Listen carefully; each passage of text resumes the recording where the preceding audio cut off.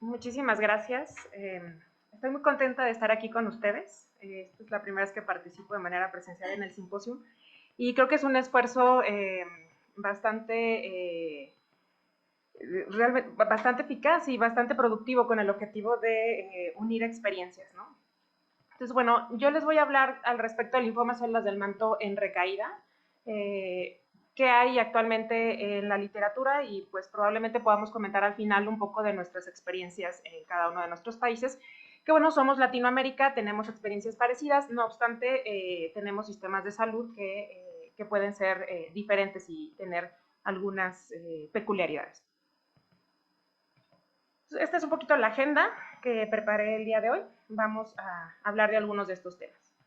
Evidentemente, el linfoma de células del manto, en algún momento el paciente va a tener nuevamente enfermedad, ¿no? O sea, todos los pacientes con linfoma de células del manto eventualmente presentan recaída.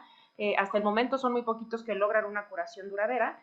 ¿Y de qué va a depender la recaída? Pues mucho del tratamiento inicial que tengamos, ¿no? Sobre todo con aquellos pacientes jóvenes, del tratamiento, qué tan intensivo haya sido, si los hayamos llevado en otras plantas. Pero lo cierto es que hay factores pronósticos que son independientes al tratamiento, ¿no? Como por ejemplo la mutación de P53, un cariotipo complejo, índice de proliferación elevado, un MIPI alto y una morfología blastoide que generalmente tiene una alta correlación con P53, pueden predecir recaídas tempranas. Y como en la mayoría de las patologías linfoides, las recaídas tempranas se asocian a un peor pronóstico, ¿no? Como vemos en esta curva, aquellos pacientes que tuvieron una recaída temprana, pues tuvieron una mediana de supervivencia global menor comparativamente a aquellos pacientes que tuvieron una recaída tardía. Ahora, el linfoma de células del manto es un ejemplo bastante claro sobre cómo hay una evolución clonal, ¿no? Evidentemente el paciente recae, lo trataste, y en la recaída hay nuevas alteraciones genéticas, ¿no? Que van dando una mayor resistencia a la quimioterapia básicamente, y entonces estos pacientes cada vez son más difíciles de tratar, ¿no? Este estudio del doctor Wang muestra cómo en las mismas muestras aquellos pacientes tuvieron más alteraciones. Vean cómo P53 es altamente relevante, ya que casi la mitad de los pacientes que recaen tienen P53 mutado, ¿no? Lo cual es de mal pronóstico en general. Entonces es cierto que el linfoma celular del manto es incurable. ¿Cuáles son las opciones de tratamiento que tenemos y cómo las vamos a personalizar de acuerdo a los pacientes y también a nuestras necesidades, ¿no? Entonces, hablemos primero de la quimioterapia. Lo cierto es que la mayoría de las guías, ahora que estuve revisando el tema, la verdad ya ni siquiera toman en cuenta la quimioterapia, a excepción del RBA, que tiene este papel en la recaída post-IBRU, pero la mayoría de las guías internacionales se va directo a los inhibidores de tirosincina, ¿no? Pero bueno, hablemos todavía de la quimioterapia. Nosotros todavía utilizamos quimioterapia en el rescate de los pacientes. Y bueno, en este aspecto, bendamustina es un eslabón importante en combinación con rituximab o el RBA que tiene citarabina, el RBA 500, también es una buena posibilidad. La supervivencia libre de progresión es variada, depende mucho de qué tan tardía haya sido la recaída. Aquellos pacientes que tienen recaídas tardías responden mejor a la quimioterapia, a diferencia de aquellos que tienen recaída temprana o franca refractariedad. Esos pacientes con POD24 en linfoma de células del manto se benefician más de inhibidores de tirosincina. Hay pocos ensayos comparativos, fase 2 aleatorizados o fase 3, como este de bendamustina fludarabina, que eran pacientes con linfoma de células pequeñas, pero en estos pacientes de células del manto, vean cómo bendamustina fue superior a la combinación con fludarabina, ¿no? Con respecto a supervivencia global, siendo la principal toxicidad la hematológica, sobre todo en el grupo de fludarabina, donde conocemos los efectos hematológicos de este tratamiento, ¿no? Pero sin duda lo que ha cambiado el paradigma del tratamiento de linfoma de células del manto son los inhibidores de tirosincina, ¿no? Conocemos el mecanismo de acción y bueno, se han sumado otros mecanismos de acción interesantes, pero hablemos básicamente de los inhibidores de tirosincina y pues el que más tiempo tiene es ibrutinib, ¿no? Ibrutinib básicamente tuvo 3 ensayos, uno en combinación con rituximab, pero en este pool de los 370 pacientes en los 3 estudios vemos cómo la supervivencia libre de progresión es de casi 13 meses con una mediana en la supervivencia global de 25 meses, ¿no? En aquellos pacientes que tenían menor probabilidad de supervivencia. Ahora es importantísimo, y estas gráficas lo muestran, cómo aquellos pacientes que inician el inhibidor de manera temprana, es decir, en la segunda línea, tienen una mejor supervivencia tanto global como libre de progresión. Entonces, iniciar el inhibidor de manera temprana aumenta la duración de la respuesta en estos pacientes y por lo tanto traduce mayor supervivencia global, ¿no? Sin embargo, hay factores de mal pronóstico que predicen una respuesta no del todo favorable en este grupo de pacientes, como son aquellos que tuvieron una variedad blastoide, aquellos que tuvieron la mutación de P53 o un índice de proliferación elevado o un MIPI alto, ¿no? Entonces, estos pacientes con ibrutinib tienen una menor respuesta, la supervivencia libre de progresión no supera el año y en estos el reto es aumentar la eficacia del tratamiento a largo plazo. Evidentemente surgieron nuevos inhibidores y este fue el segundo que surgió en el mercado, que fue acalabrutinib, un inhibidor todavía más selectivo de la tirosina C Bruton. La última actualización hace un par de años mostró una supervivencia libre de progresión, la mediana de 22 meses, que era independiente de las líneas previas. Sin embargo, la mayoría de los pacientes en el estudio de Acala tenían pocas líneas de tratamiento, a diferencia de los pacientes en el estudio de Ibru, y las respuestas completas fueron del 40%. Y después vino zanubrutinib, que bueno, son básicamente los que tenemos ahorita en el mercado. Hay todavía algunos nuevos inhibidores que van a llegar, pero estos son de los que podemos hablar ahorita con base a los resultados que tenemos.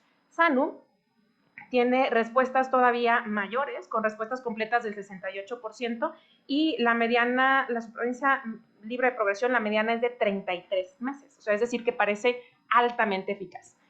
Lo cierto es que cuando vemos, paréntesis, algo interesante de la publicación de Zanu fue que nos muestra un pequeño porcentaje de pacientes que tenían P53, 15 pacientes, de los cuales la respuesta fue de 80%, y vean cómo la mediana sí es menor, pero 14.7 en un paciente mutado es una supervivencia bastante favorable, ¿no?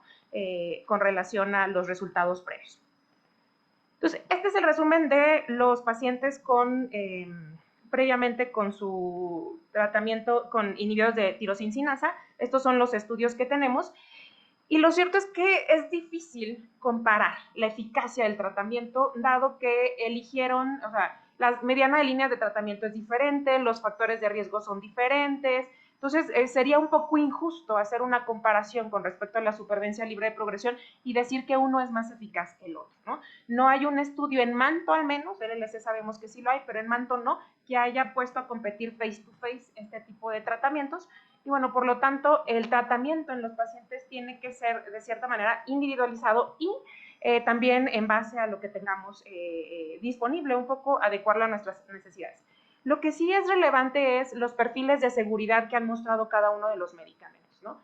Ibru sabemos que sus principales efectos, sobre todo cardiovasculares como la hipertensión y la fibrilación, son un tema importante, ya que con el tiempo va aumentando la incidencia y pueden ser de grado 3, y Acala y Zanu han disminuido esto, aunque no ha desaparecido del todo como efecto adverso. Y bueno, los efectos hematológicos siguen siendo bastante parecidos, ¿no? Los efectos gastrointestinales son mayores con Ibru y con acalabrutinib, a diferencia de lo reportado por Zanu. Que esto, si tienen experiencia utilizando estos inhibidores, de repente es un problema en el paciente. Ahora, existen otros medicamentos, ciertamente, ¿no? O sea, los inhibidores de tirosincinasa son definitivamente lo que más utilizamos, pero bueno, hay algunas otras opciones y combinaciones interesantes, ¿no? Lenalidomida es un medicamento sin duda interesante. Como monoterapia, no es del todo ineficiente, tiene respuestas globales hasta el 28% y duraciones hasta de 16% en aquellos pacientes, obviamente, que lograron respuesta. La supervivencia libre de progresión en este estudio fue apenas de 4 meses para toda la corte, ¿no? Hay un estudio aleatorizado versus la mejor opción del investigador. La lenalidomida fue mayor con respecto a supervivencia libre de progresión y con respecto a supervivencia global. Aún así no supera el año, ¿no? Con respecto a la duración de estas respuestas. Y bueno, la combinación con rituximab también es bastante atractiva. De este estudio no tenemos una actualización reciente, fue publicado ya hace algunos años. Lo que sí es que la lenalidomida se utilizaba hasta la progresión, ¿no? Y esto, bueno, traduce una mayor toxicidad a largo plazo en los pacientes. Existen otros medicamentos que se han publicado en el contexto, como tencerolimus, Vorte, obinutuzumab y delalcito, los inhibidores de fosfatidilinositol 3, que han tenido, pues vean, supervivencias libres de progresión pues bastante cortas, no superando más los 6 meses, ¿no? Pero entonces lo interesante es la combinación que viene con el inhibidor de BTK y este tipo de medicamentos. Y como ibrutinib es el que tiene más tiempo en el mercado, pues definitivamente es con el que más se ha tenido experiencia combinando. Ahora, vean la N de los pacientes y la mayoría de los estudios tienen no más de 60 pacientes, 20 pacientes. Las características con respecto a las líneas previas también son muy diferentes, como los factores de riesgo. Creo que en esta tabla recalcar la combinación de ibru-veneto con respuestas interesantes, ¿no? Con respecto a respuestas completas. Y otra cosa que quiero recalcar de esta tabla también es que las combinaciones, aunque hablemos de quimio-free, no hablamos de toxicidad, libres de toxicidad, ¿no? Vean cómo la combinación de ibru-veneto-vino tiene una neutropenia hasta en un 71%, es decir, la toxicidad hematológica, el aumento de las infecciones es importante con estas combinaciones, ¿no? Y creo que lo estamos viendo en el contexto de la primera línea, al agregar estos medicamentos a la primera línea. Entonces, es un tema a discutir cuando podemos utilizar alguna de estas combinaciones. A recalcar, les decía, la combinación de ibru-venetoclax, ya que el 50% de los pacientes presentaba alteraciones en P53 y las respuestas fueron muy similares a aquellos pacientes que no estaban mutados, ¿no? Respuestas completas hasta en un 62%, con síntomas gastrointestinales que no son nada despreciables y una supervivencia libre de progresión a 12 meses del 75%. Esto dio lugar a un estudio fase 3, que es el estudio simpático, que apenas está corriendo, ¿no? Ahora, existen nuevos abordajes en el contexto del linfoma de células del manto, claro. Hay diferentes formas de abordarlo, ¿no? Uno de ellos son los anticuerpos, bueno, dentro de la misma inhibición del receptor de células B tenemos nuevos inhibidores con mecanismos no covalentes que permiten una reversibilidad y una mayor afinidad a la molécula, e incluso bordear aquellas mutaciones que, aunque en el linfoma de células del manto no se han descrito tanto como en el LC, también podrían, algunos otros mecanismos desconocidos podrían ser relevantes. El uso de anticuerpos biespecíficos, que aquí tenemos poca información, porque la verdad es que la mayoría de los biespecíficos ha tenido pacientes con folicular y con linfoma difuso, y dentro de estos primeros ensayos nos muestran 5 pacientes con linfoma de células del manto, 3 pacientes con linfoma de células del manto. Entonces lo cierto es que la información que tenemos es relativamente limitada. Los anticuerpos conjugados como silobertamab, que va contra anti-ROR1, o incluso anticuerpos como anti-CD19 como loncastuximab, esta cosa que es impronunciable, como todo recientemente, ¿no? Y evidentemente las CAR-T, ¿no? Que han sido las que han roto el paradigma en los linfomas, y bueno, linfomas células del manto no es algo que sea menos atractivo en ese contexto, ¿no?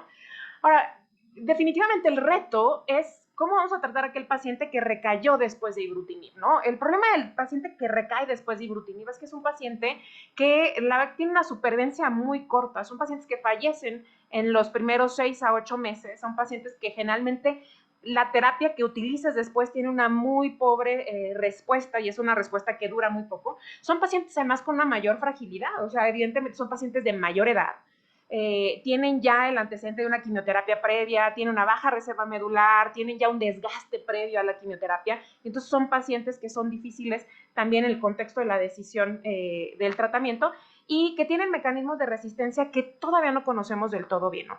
A diferencia del LC, donde hay mutaciones muy específicas que ocupan gran parte de la resistencia o son la causa de la resistencia, en manto no se han descrito tan frecuentes estas mutaciones, y hay otras alteraciones en vía de NF-κB, en mutaciones como CAR y ciclinas, que parecen estar relacionadas a la resistencia a los inhibidores de tirosincinasa de primera generación, ¿no? Pero no conocemos del todo cuáles son ciertamente los motivos, ¿no? Ahora, se han ensayado diferentes propuestas terapéuticas o diferentes abordajes en ese contexto en estos pacientes, ¿no? Vemos como un interesante es lenalidomida, donde la mediana duración de la respuesta fue realmente solo de 5 meses, ¿no? Venetoclax como monoterapia es también interesante, el mecanismo de acción, no obstante, la respuesta fue también corta y bueno, es por eso que se ha propuesto la combinación. Pero una parte interesante publicada tanto por el grupo inglés como por el grupo italiano es RBAC. Los pacientes que recayeron a ibrutinib fueron tratados nuevamente con quimioterapia y las respuestas fueron relativamente aceptables, hasta el 60% con medianas de supervivencia de 10 meses, ¿no? En pacientes donde las medianas son mucho mayores. Y bueno, lo que ha roto el paradigma son definitivamente la introducción de las CAR-T y como vamos a ver, pues la introducción de nuevas propuestas que podrían ser bastante atractivas en este contexto. Uno de ellos es el pirtobrutinib, que ya hay algunos estudios en LLC y también en linfoma de células del manto, un inhibidor no covalente que puede saltar las mutaciones que hay en el contexto del LLC, pero que también se ha visto útil en los pacientes con linfoma de células del manto tratado previamente con inhibidores de tirosina. Y entonces este primer estudio, el update a 2 años presentado este año en ASCO, muestra que los pacientes previamente tratados con ibrutinib tuvieron respuestas de 56%, hubo una corte de pacientes no tratados previamente con inhibidores de tirosina, o sea, NAI, donde tienen una alta respuesta, ¿no?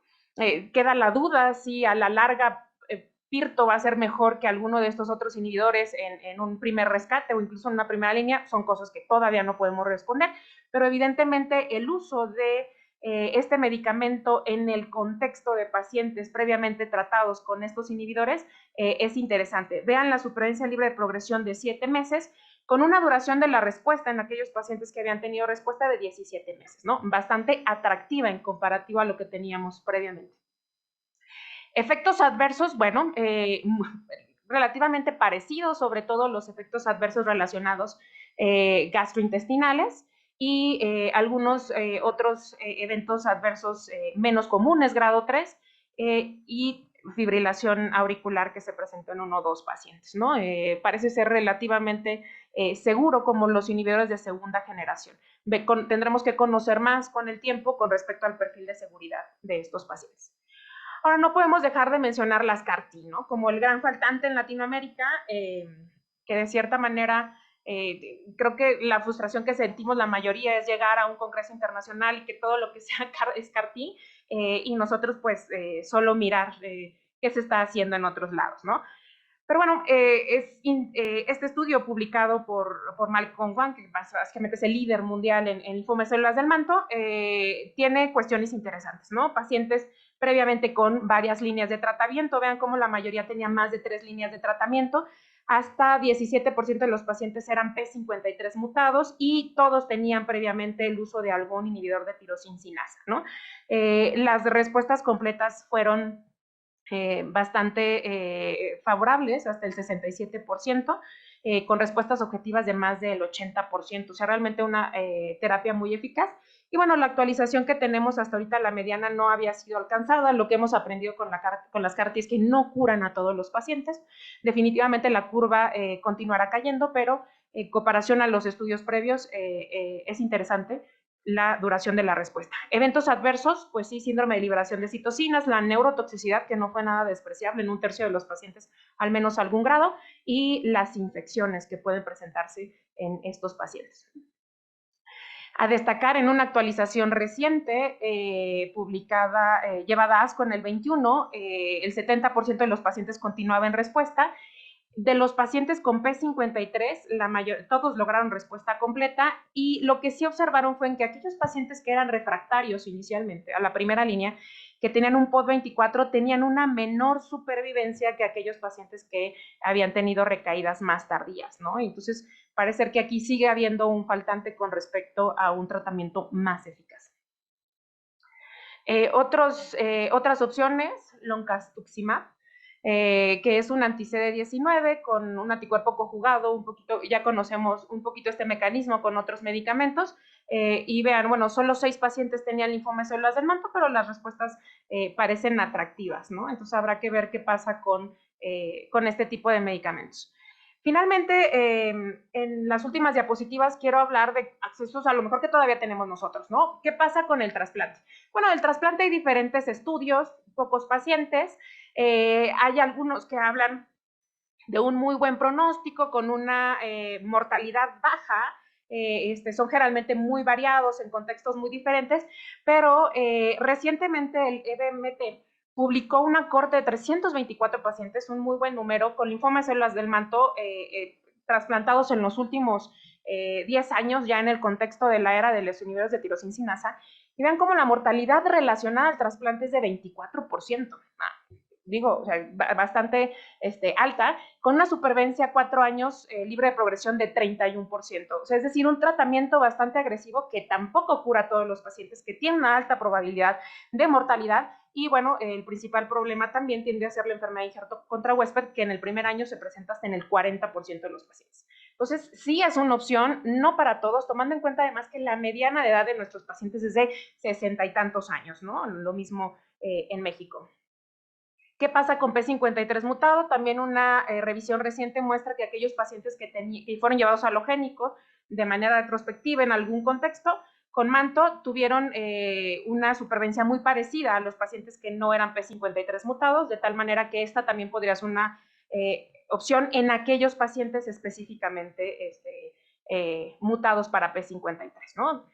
Retos en la intermedia, que realmente debía haber puesto retos en México. En esa parte me gustaría compartir más su experiencia. Nosotros en México tenemos un 5% de pacientes con linfoma de células del manto cuando vamos a ver todos nuestros linfomas. Pero esto es en centros de referencia, con un hematopatólogo, con un equipo de hematología que está bien formado, ¿no? Yo recientemente me mudé a otra área del país y ahí en 10 años había un solo linfoma de células del manto. O sea, tenemos un subdiagnóstico muy importante porque nuestros patólogos no están preparados para notar este tipo de linfoma, ¿no? Esta es una casuística del Instituto Nacional de Cancerología que llevamos hace un par de años a ASH, de 139 pacientes. Y lo que quisimos diferenciar es aquellos pacientes a partir de que llegamos, o sea, a partir de que iniciamos la clínica de linfoma de células del manto, que es el grupo B, cómo cambiamos el tratamiento, iniciamos trasplante, dimos más manejo con bendamustine, dependiendo del acceso. Tenemos pacientes con etapas clínicas avanzadas, con enfermedad voluminosa hasta en un 30%, con factores de mal pronóstico, la mayoría con un IP de riesgo alto. Y lo que vimos que cuando unificamos los casos, consensamos, hacemos más trasplante en aquellos que tienen que tener trasplante, pues tuvimos una mejor supervivencia global y libre de progresión, ¿no? Entonces, bueno, pues creo que desde el punto de vista de nuestra experiencia, el consensar estos casos ha sido bastante benéfico en pro de la supervivencia de los pacientes. Y lo que yo veo como un reto, al menos en mi contexto, es un diagnóstico tardío, como la mayoría de las neoplasias, un subdiagnóstico franco, ¿no? O sea, hay patólogos que ni conocen la ciclina de uno, ¿no? Entonces tienes que pedirle específicamente, decir, oye, o sea, hazme una ciclina de uno, ¿no? Evidentemente, los costos de la terapia en la primera línea, el limitado acceso a trasplante que tenemos nosotros en ciertas zonas del país, somos un collage en México al respecto, y bueno, los costos de los BTK no son nada despreciables al momento de tomar decisiones terapéuticas en ellos, ¿no? Y esto pues nos limita bastante para su tratamiento.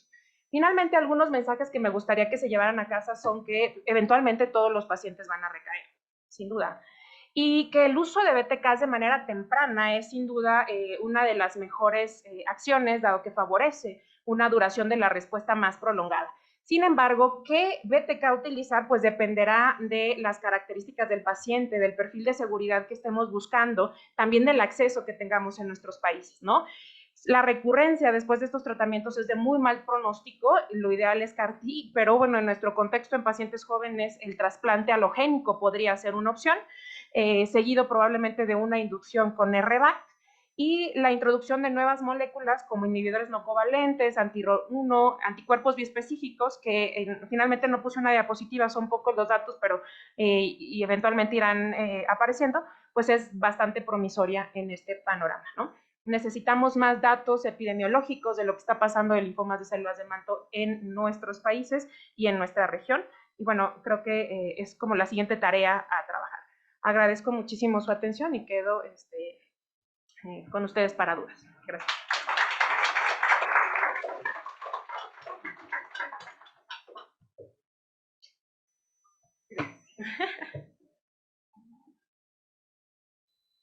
Bueno, agradecemos a la doctora Ramírez por su excelente exposición.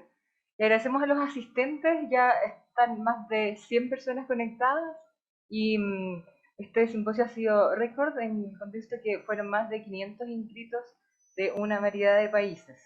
Vamos a pasar a la ronda de preguntas. Germán. Sí, bueno, felicitaciones por la presentación, la verdad que muy completa y muy un cable a tierra de lo que ocurre realmente en Latinoamérica. Yo soy de Argentina. Eh, el único comentario que quería hacer con respecto al RBAC 500, que lo colocaste dentro de las alternativas de rescate, y de acuerdo por ejemplo, a nuestro algoritmo terapéutico no tendría lugar. Nosotros dividimos a los pacientes en trasplantables y no trasplantables. Los trasplantables obviamente reciben un esquema de inducción que incluye altas dosis de ARAC, en nuestro caso es el SR-DAOX por 4, luego trasplante autólogo y luego mantenimiento con rituximab por 3 años. Los que no son trasplantables básicamente van a venda R, y hay un subgrupo ahí intermedio que puede recibir algo de ARA-C, que eventualmente va a RBAC 500. Del 800 bajamos al 500. Entonces, si recaen, los que fueron trasplantados, muy probablemente no tengan reserva medular para un RBAC. Y si recaen los que fueron a venda R, bueno, ya recibieron venda. Así que creo que el RBAC 500 es más un protocolo para esa población intermedia que puede recibir algo de ARAC, pero que no puede recibir el trasplante, no quiere. Sí, nosotros, por ejemplo, la vendamustina no la tenemos a veces tan accesible y todavía tratamos mucho paciente con antracíclico. Entonces, la vendamustina en una segunda línea sigue siendo una opción bastante utilizable.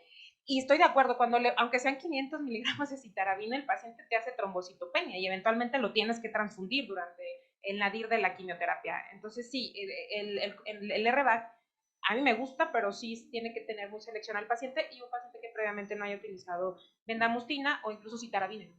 Correcto. Hola Ana, un placer escucharte como siempre. Eh, yo quería hacerte algunas preguntas sobre el trabajo que publicaron. Veo que en el grupo B que tenían, el 50 y tantos por ciento tenía esplenomegalia. De estos, ¿a cuántos correspondería a los indolentes? Que fueran SOX negativo o SOX 11 negativo, una presentación leucémica con la esplenomegalia sin afectación nodal. Ninguno, se excluyeron esos pacientes. Ok, entonces todos eran nodales con este dato. Y con respecto al tema en general, yo creo que la primera oportunidad que tenemos es la primera línea. Si tú mantienes a un paciente o si tú le das la oportunidad a un paciente que se mantenga con una supervivencia libre de progresión larga, pues yo creo que es lo que debemos de favorecer en el paciente. Con respecto al RBAC, sí hemos visto nosotros toxicidad, pero la hemos disminuido, por ejemplo, las trombocitopenias, con seguimiento ambulatorio del paciente es apoyarnos con estimulantes de trombopoyetina como el trombopag, que es lo que tenemos en el hospital, y un seguimiento cada tercer día de biometrías hemáticas. Y acabo de monitorizar a una paciente de 60 años con esta forma de monitoreo, y la verdad es de que están en casa, llegan hasta 15,000, 20,000 plaquetas, pero las aguantamos con el trombopag, y la mediana más o menos de trombocitopenia es de 2-3 días y no tenemos que transfundir, obviamente con sus indicaciones en ellos para tratar de no tenerlas hospitalizadas y no hacerlo, no transfundir y encarecer aún más el tratamiento, que a veces también tú sabes muy bien que en México no andamos muy bien en banco de sangre, lo que es la donación altruista es muy pobre y en ellos pues mucho más tenemos que estar correteando plaquetas. Sí, totalmente de acuerdo. Yo también soy de la idea de que hay que pegar fuerte en la primera línea. De hecho, en este trabajo lo que observamos es que antes de que formamos la clínica, los pacientes ni eran inducidos con ARASE ni eran llevados a trasplante, ¿no? Entonces fue eso lo que radicalmente cambiamos cuando se formó la clínica y o sea, hay una diferencia franca, no mostré esa gráfica, pero aquellos pacientes que llegaran a trasplante tenían una mediana que todavía no había sido alcanzada, ¿no? Con respecto a la supervivencia libre de progresión. Sí, yo estoy totalmente de acuerdo en que hay que pegar fuerte en la primera línea. Creo que el trasplante definitivamente es una opción, pero también México tiene estos contrastes, ¿no? O sea, en esta institución donde trabajaba antes, pues el trasplante era algo que, o sea, yo no necesitaba buscar más que mandarlo al siguiente consultorio, al consultorio al lado. Y ahorita donde estoy no, y eso también dificulta un poco esta parte. Supongo que Latinoamérica en general está igual, ¿no? Y a raíz de esto, creo que por ahí ya tuve una oportunidad de comentarlo ayer. O sea, la pregunta es, bueno, agregar inhibidores de tirosina en la primera línea, de acuerdo al estudio Triángulo, en el diseño que tenía, el brazo que tenía Ibrutinib sin a trasplante es un brazo muy interesante, ¿no? O sea, el costo de hacer un trasplante autólogo en México es mucho mayor a mantener, es mucho menor a mantener a un paciente con Ibru 2 años. Pero el gobierno no me va a poner un centro de trasplante en cada determinado lugar y no me va a dar para trasplantar a los pacientes. Entonces creo que en la primera línea, en algún grupo de pacientes, el agregar este tipo de estrategias va a ser una opción. Ana, excelente, como siempre, mil gracias. Dos cositas. La primera es preguntarte, porque nosotros estamos haciendo como Grupo GEL un trabajo de linfoma de manto retrospectivo, al cual te invito, nos compartas tu maravillosa data. Pero lo que encontramos hasta ahora es dos cositas que quería preguntar cómo te va a ti en México. La primera es el acceso a biológicos en segunda línea es muy pobre en general. Y la segunda, el mantenimiento post-trasplante también es pobre en nuestra casuística. Y básicamente no por acceso a la droga, sino por indicación subóptima del médico aparentemente. Entonces, cuéntame. Sí, definitivamente también nosotros de lo que carecemos, o sea, realmente en los últimos 2, 3 años hemos tenido un poco más de acceso a inhibidores de BTK, pero lo cierto es que la mayoría de los pacientes los rescatamos con quimioterapia. O sea, no tenemos muchas opciones, son contados los que podemos rescatar con Brentu o Acala, que es lo que de repente tenemos. Perdón, Brentu, ándale, con Ibru. Y con respecto al mantenimiento, en el instituto en el que estaba el mantenimiento era como de ley, o sea, teníamos la clínica normada y esta era lo que hacíamos de manera rutinaria, pero precisamente en Lugano la doctora Sarkozy presentó el seguimiento a 7 años y el manto era el único que habíamos dicho que la supervivencia era la diferencia, ¿no? La diferencia folicular. Y a 7 años pierde, o sea, las líneas terminan juntándose y entonces pierde esa diferencia con respecto a la supervivencia en ese último seguimiento post-trasplante. Entonces, bueno, nosotros sí lo utilizábamos 2 años después, cada 3 meses. Veíamos de repente un poco por toxicidad lo disminuíamos, pero sí teníamos mayor acceso al mantenimiento. Con estos nuevos datos, pues a lo mejor habría que discutir si realmente, como en todos los mantenimientos que nos hemos estado planteando, la posibilidad de continuarlos o no, si valdría la pena o no continuarlos. La supervivencia libre de progresión sigue siendo mayor y yo creo que esa es una gran ganancia más. Pero sí, si usamos mantenimiento de manera rutinaria. Con respecto al mantenimiento, acaban de presentar el resultado de RBAC, que no lleva mantenimiento, y la supervivencia libre de progresión es muy buena a 7 años, obviamente utilizada en primera línea. Y no lleva mantenimiento, no lleva rituximab, no lleva nada, y la supervivencia libre de progresión es muy buena. Entonces, a veces, si tenemos esas dificultades, habría que buscar esquemas que se adapten a las necesidades locales.